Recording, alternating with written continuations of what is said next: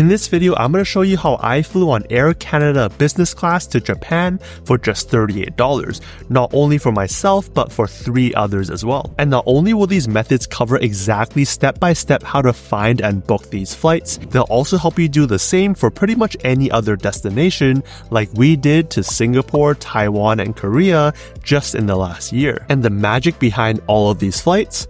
Credit card points. No, you're not going to need to spend thousands of dollars in credit card fees or spend like 10 times your usual amount just to get these points. There are plenty of ways to easily get enough points for these flights, from nearly free to paying pretty much the price of an economy fare. And with my business class flight costing just 55,000 points and $38, you can get there faster than you think, especially when Aeroplan can be transferred to from most of the popular credit card ecosystems like Chase, American Express, Capital One, and Bilt. First, let's kick it off with a couple no annual fee cards, starting with the Chase Freedom Unlimited. Even if you ignore all of the perks about the card and just look at the welcome bonus, you're already getting $200 back when you spend $500 in the first 3 months. Averaging just $167 every month, it should be pretty straightforward to just put a ton of spend on the card during that time period. If not, it might be more worthwhile to handle any debts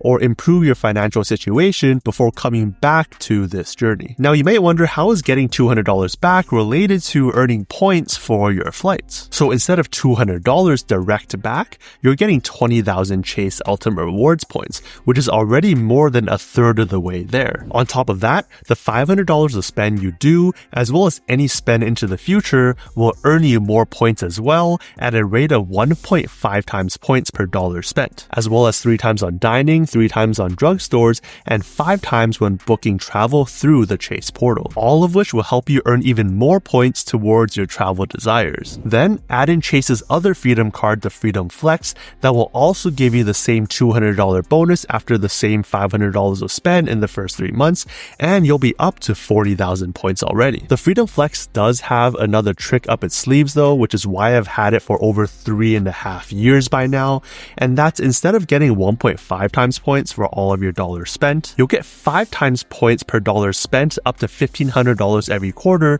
towards the regularly updating quarterly categories. And with categories so broad like grocery stores, Amazon, hotels, and restaurants, it'll be a good idea to focus all of your spend within these categories on the card during that quarter if it makes sense, which it did for me. And if you were to max out that spend every quarter, that's like getting 7,500 points just like that. So between the 2 cards giving you 40,000 Chase points, we're still about 15,000 points short for that business class flight. Although you may have already earned enough if you're still spending with these cards and earning through that way too. If not, we can add another no annual fee card like the American Express Everyday card that'll give you 10,000 points after hitting 2K of spend over 6 months, bringing us up to 50,000 points. Or wait for times where there's transfer bonuses like there are from Chase and American Express over to Aeroplan, typically around 20 to 30% bonuses. If you still need more points then, you can consider cards like the no annual fee Bilt MasterCard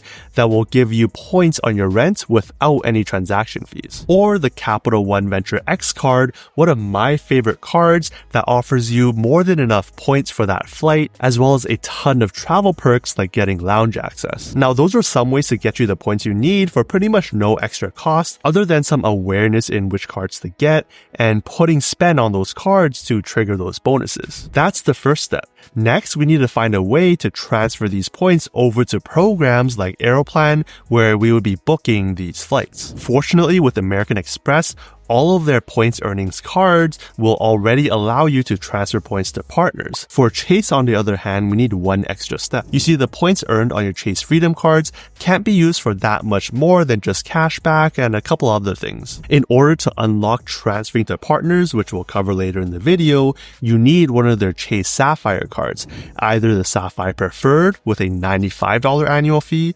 or the Sapphire Reserve with a $550 annual fee. In this video, we'll cover the Sapphire Preferred. In fact, even if you ignore all the other cards we talked about, if you just get the Chase Sapphire Preferred, the welcome bonus alone will give you more points than you need at a baseline 60,000 points after spending just $4,000 over the first 3 months. Though the reason I suggest the Freedom cards first is that if you're just starting out, you may not want to pay annual fees, or you may not even qualify for this card right off the bat. But while you're building yourself up, you can go for these Freedom cards and already start earning valuable Chase points. And then when you want to transfer, go for these Sapphire cards to unlock that ability. And yes, it does cost $95 a year to have this card open, but it comes with a few perks to try and bring that cost down. For example, if you travel at least once a year and book a hotel, if you book it through the Chase portal, you'll get up to a $50 statement every anniversary year, essentially cutting your annual fee in half. On top of that, you'll get benefits like Dash Pass,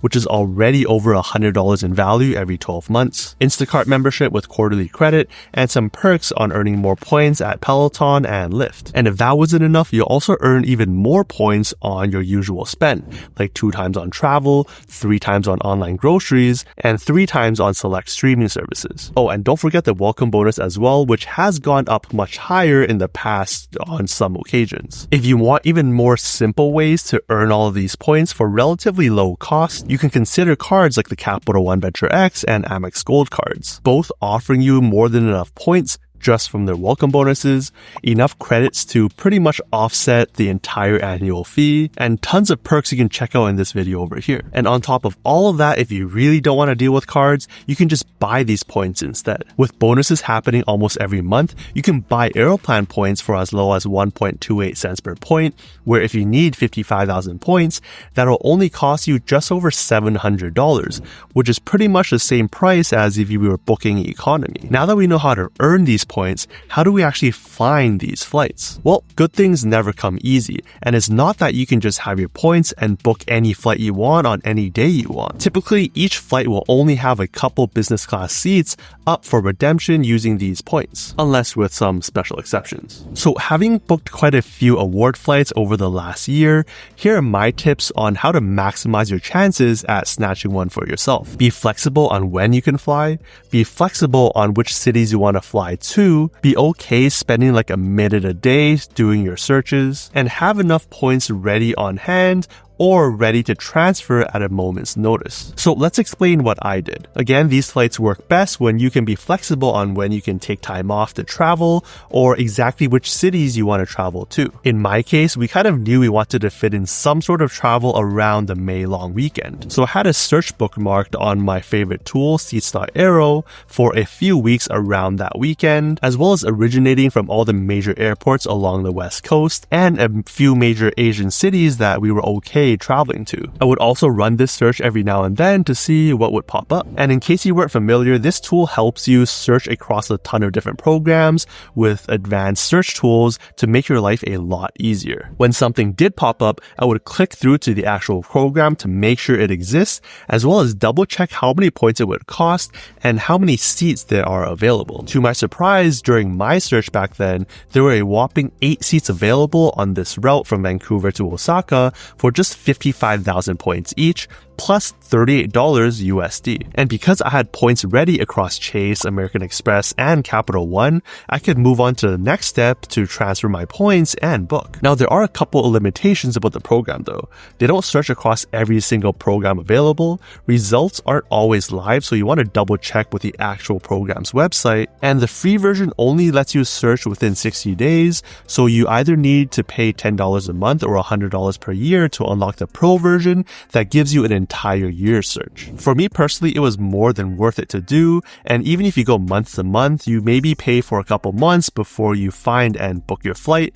and just don't renew. This is not sponsored at all, but if you're interested, there's a link down below. Alternatively, if you want a completely free way to search, you can go directly to these programs' website and search that way. For example, with Aeroplan, you're able to view a bunch of dates at a time, although the way you search is a bit more limited to single cities and limited dates date ranges. So it will take a bit more time. All right, so you have the points, you have the flight you want, and now we want to transfer these points. Now remember, technically only the Sapphire card can transfer points to partners. However, you can pool your Chase points across all of your cards. So if you go to the Ultimate Rewards homepage, go over to Rewards Details, and then combine points, you'll see here that you can choose which card you want to transfer points from, and then which cards you want to transfer points to move points around. In this case, moving points from your Chase Freedom cards over to the Sapphire Preferred. Once you've done that, go under Travel, Transfer to Partners, and you'll see a list of partners you can transfer Chase points to, some of which we'll cover later in this video. Fortunately, as of the time of this filming,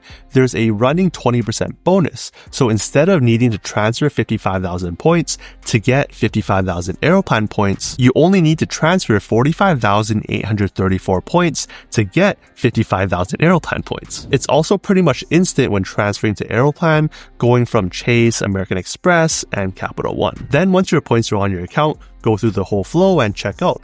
This was actually my final checkout page, although you'll see 110,000 points, but that's for 2 people. Now, that's one way of booking, but with so many different programs where each program can book for their partner airlines as well, there's a ton of different options out there that will give you maybe more value or less value, but have a higher chance of finding flights you want. So let's go over a few options that will get you to Japan, but also many destinations around the world. First, you can find redemptions for the same number of points on better airlines like ANA. This would be a lot harder because ANA is one of the most sought after airlines in this award travel space, but because according to the Aeroplan award chart, partner airlines on this route will only charge you 55,000 points, and because ANA is part of Star Alliance, which Air Canada is also part of, if you're able to find a spot through Seastar Aero, Aeroplan, or even another Star Alliance partner like United, then consider yourself lucky being able to book that flight on an even better airline. Second, if you want a better deal in terms of using even fewer points, then you want to leverage ANA's partnership with Virgin Atlantic, letting you book ANA flights using Virgin points at just 52,500 points in business class each way. But with more regular transfer bonuses to Virgin going as high as 30,000 points, that can bring the points you need down to just 40,385. Then third, if you want even better availability, then you may want to consider other programs. From my experience, I'm seeing a lot of award space on JAL flying from the West Coast to Japan. However, because JAL is not part of Star Alliance, we need to look at alternative routes to book these flights. For example, searching on Seastar Aero shows quite a few JAL flights. And because JAL has partnerships with Alaska, American Airlines, and Qantas, you can book through the Alaska Airlines program for just 60,000 points, American Airlines program at 60,000 points, and Qantas at 75,000 points. It's fewer points through Alaska and American, but those points are harder to earn primarily through their credit cards or partners like Bilt, and Qantas requires a bit more points, but transfers from Citi, American Express, and Capital One, although unfortunately not Chase. If you want an in-depth guide on these redemptions, let me know down below. Okay, so that was a lot, so let's do a quick recap and then cover some tips that will make your life a lot easier. First, be flexible in your destinations and when you can fly. Second, have points ready at a moment's notice. Third, be okay checking pretty regularly for any new spots that open up. Fourth, double check the availability actually exists on the program's website. Then fifth, transfer your points, even better if there's a bonus going on. And then lastly, book your flight. But now, what are some things you can do to make your searching and booking easier or more successful? Well, for one, if you're open to repositioning to another city with more options, then that'll, open up your options. For example, being on the West Coast, I'd be okay flying from Seattle, Vancouver, Los Angeles, or even San Francisco. And if I'm open to all those airports, I pretty much more than 4 times the number of routes I'm searching for spots on. Next, I'd focus on the flights that will take you across the ocean first, as those are much more competitive compared to flights, say, within Asia. When you're in Asia, you can book another flight to get to your desired city. For example, and from what I've seen, Taipei seems to be an Asian city that's not as popular, and so there's quite a few spots open for redemption flying flying one of my favorite airlines, EVA. From there, pay cash or just book another flight to your desired city, or, and this is one of the useful perks of Aeroplan, pay just 5,000 more points for an extra stopover. So for example, if you found a flight from Taipei to Korea, say a few days later, you can book that entire itinerary for the base 75,000 points that it would have gotten you to Korea, plus 5,000 points for the stopover in Taipei, equaling 80,000 points for an extra few days or few weeks even in Taipei. Then another tip I've used a lot is that most of these programs allow cancellations or changes for pretty low penalties. In the case of Aeroplan, it'll only cost you $100 Canadian to change your award flight or $150 Canadian to cancel and get all of your points back. It's sort of like a small price to pay to lock something in first, which honestly is something I want to leverage even more, maybe booking another flight to Asia 1 year in advance every single year, even though I just got back from Asia less than a month ago. But if you want to hear all about that trip, along with my experience on those business class flights, go on and check out this video and I'll see you over there.